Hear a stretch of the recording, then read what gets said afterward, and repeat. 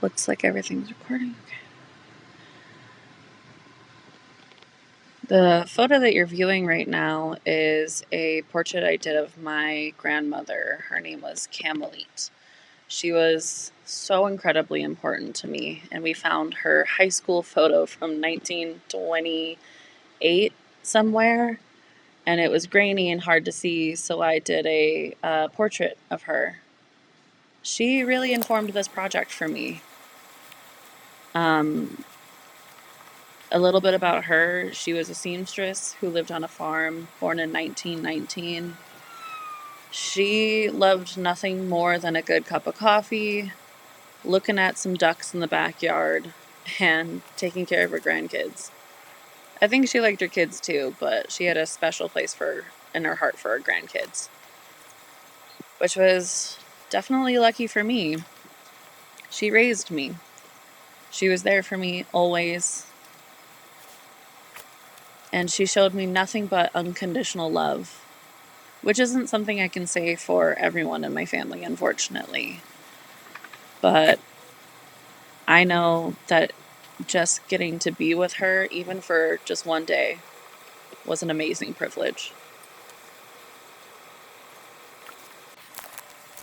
I ended up caring for her when she got to be to the point where she couldn't care for herself. We spent her last 6 years living together, cooking every meal together, watching TV shows together. We were the weirdest roommates and the cutest best friends. This project really made me reflect on her. Because when I hear about family and when I hear about exploring my family lineage, I feel pain. There's a long part of time for me where family was not safe. And to be honest, family still isn't safe. I'm recontextualizing and re-identifying what family is. It's not easy, but it's slow going and it's worth it. So I sat down and I did a genogram, a real genogram for my family. And I decided to make my own way of marking, my own symbolism for the genogram itself. And at first I was scared and frustrated and not sure what to do until I was reflecting on my family and what it meant to me, and I was feeling a lot of fear and pain and hurt. But I was also looking through my home, looking for things that made me think of my family, and I don't have most things because they hold memories that I would soon forget, if you know what I mean. But I was holding my grandmother's antique pair of scissors that she loved.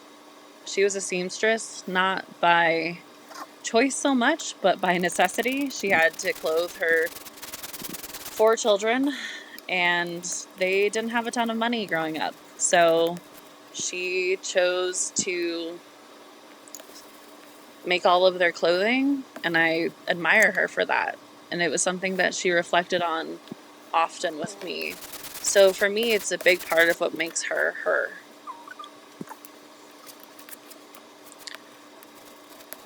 So reflecting on that made me reflect on how much she loved the place where she grew up. She grew up in Texas on a farm. Primarily her siblings and her father cared for the farm, and her mom would take care of her mostly. She was the youngest of, I want to say, 11, and her oldest sibling was 20-something years older than her. Lived through the Great Depression, but had some really beautiful memories about the Great Depression because her family worked so hard at providing a good life for her. And I never realized until now that she did the same for me.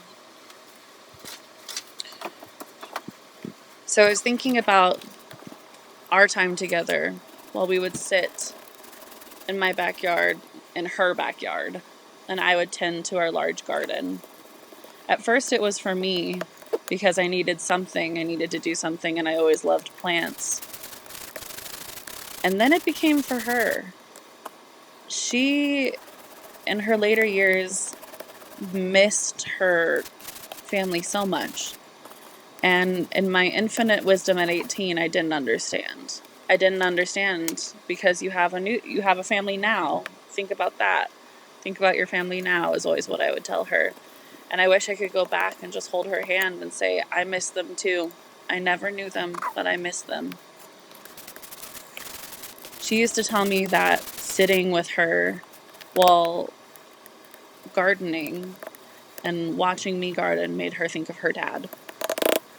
And after that, the garden didn't become about me. It wasn't about growing produce. It wasn't about any of that. It was about giving her a connection to her father, someone who informed the person that she is, someone who informed the person that I am, and I never met the man.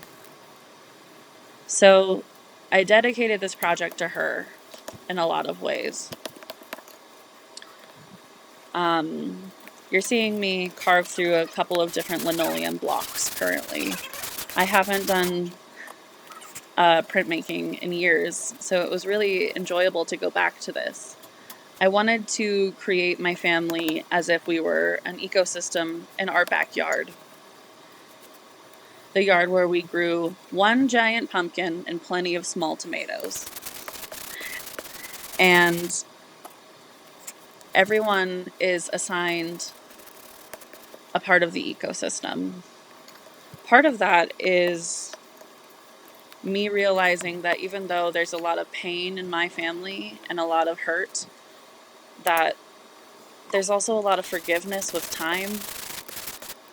Even though the predators in the ecosystem eat the prey, they're still a part of the ecosystem. They still matter. They're still important. They're there for a reason. They inform the rest of the ecosystem. So it was important for me to assign people who I felt safe with growing up or now an insect that would contribute to the garden. And anyone who is unsafe was assigned a predator.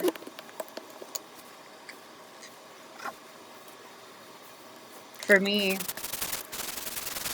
I'm the spider. Spiders represent creativity, artistry.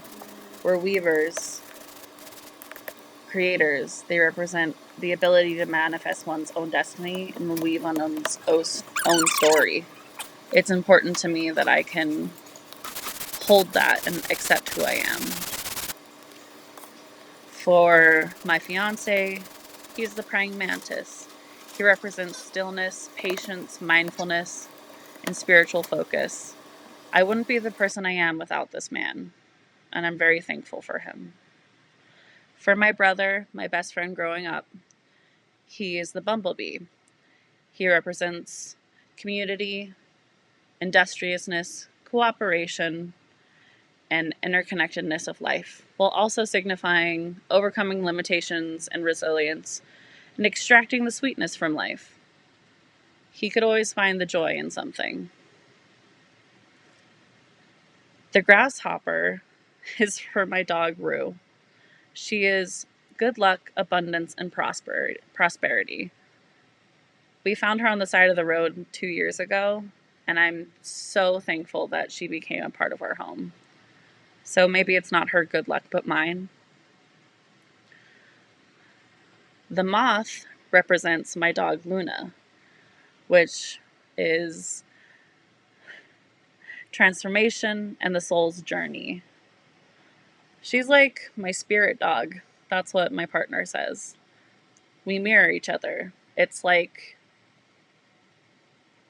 we are one.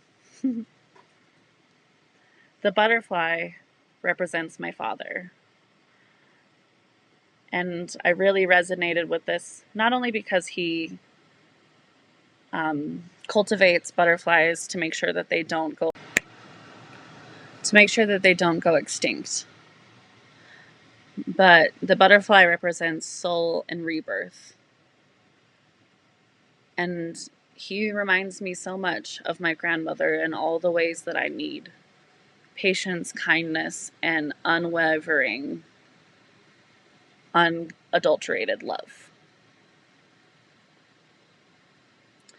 My mom is the dragonfly.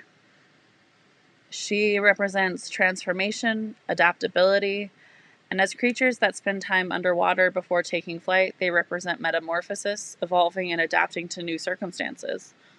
I don't think anything could describe my mother more as adaptable. We have our issues, but we've really solved them through the years. There's still healing there, but she's strong. She raised 4 kids basically alone while my dad was trying to put food on the table. I really respect her for that.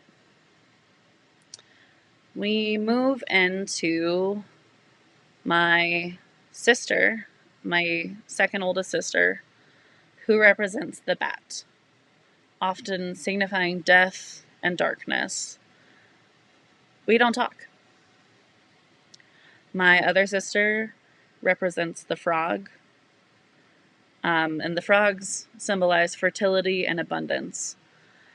She's funny. She always said she'd never have children until she had my niece and then became a midwife, and now she can't stop talking about babies. My dear grandma, my Mima, my dad's mom, the woman you saw at the beginning of the video, she's the ladybug. The ladybug represents abundance, love, and divine protection. It's the divine protection that made me reflect on her, because she made sure that I was safe no matter what. The beetle is for my grandfather on my father's side, my D-Dad. He represents transformation, resurrection, and protection. He passed away when I was in 3rd grade, and I didn't get to know him as well as I got to know her. But from what I know, he was an amazing man, and I hold that in my heart. We move on to the worm.